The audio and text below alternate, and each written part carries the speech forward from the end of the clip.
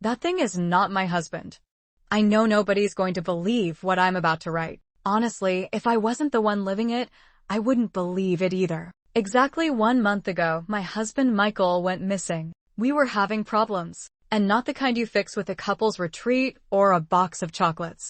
I cheated on him with my best friend, Sarah. It was one time, a drunken mistake, but somehow he found out. He didn't yell, didn't throw anything. He just looked at me like I was a stranger, turned around, and walked out. That was 2 weeks ago. He never came back. At first, I thought he just needed space. Couldn't blame him. I called and texted, but he never responded. 2 days passed. Still nothing.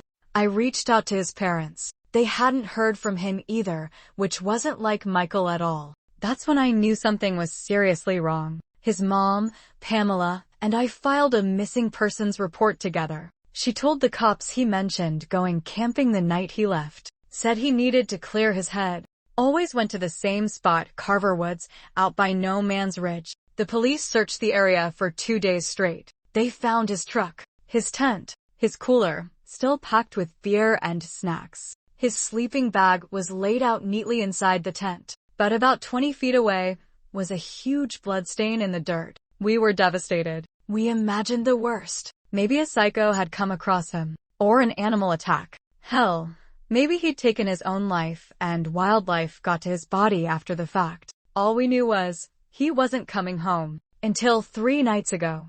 I opened my front door, getting ready to leave for work, and there he was, just standing there, on the porch, smiling at me. Not just any smile. A full-faced, eerie grin. He was practically naked, wearing only a torn pair of boxers. I froze. My heart slammed against my sternum so hard I nearly dropped my keys. I should have ran. Instead, I cried.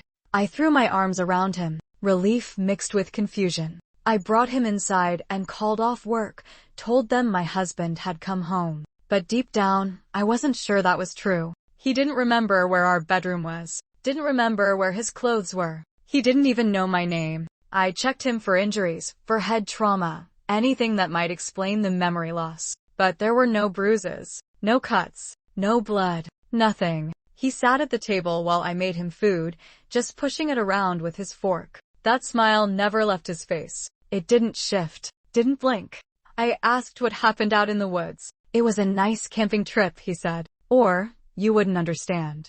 I wanted to ask more, press him, but I couldn't, because if I'm being totally honest, I was scared, terrified. Something about him felt off. And I don't just mean emotionally shut down or traumatized. I mean wrong. I called Pamela over. She was overjoyed, hugged him and cried, and refused to acknowledge that anything was strange. When I pulled her aside, told her to really look at him, she snapped at me, said I was being insensitive, that Michael had clearly gone through something traumatic, and this was his way of coping, that it wasn't up to us to decide how he heals. Maybe she was right. Maybe I was selfish. So that night, when he asked to sleep in the guest room, I didn't argue. I gave him space. But that's when shit got really weird. Around 3 a.m., I heard noises coming from the guest room. Not footsteps or murmuring. It sounded wet, like someone squishing raw hamburger meat through their fingers. Thick, sloshing, messy sounds. Then ripping, tearing, and then a voice. It wasn't Michael's. It was deep, guttural, inhuman. I ran. I bolted down the hall so fast I nearly face-planted. Slammed the bedroom door, jumped into bed, and yanked the covers over my head like a terrified kid. I stayed like that until daylight. Too scared to sleep. Too scared to even blink. The next morning, he looked different. The smile had shifted, it drooped a little. There were dark bags under his eyes.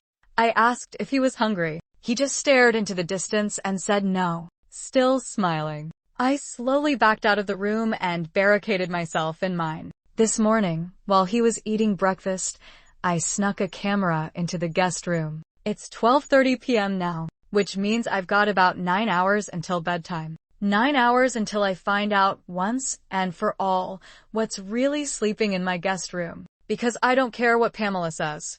I know without a doubt that thing isn't my husband. Part 2 coming soon.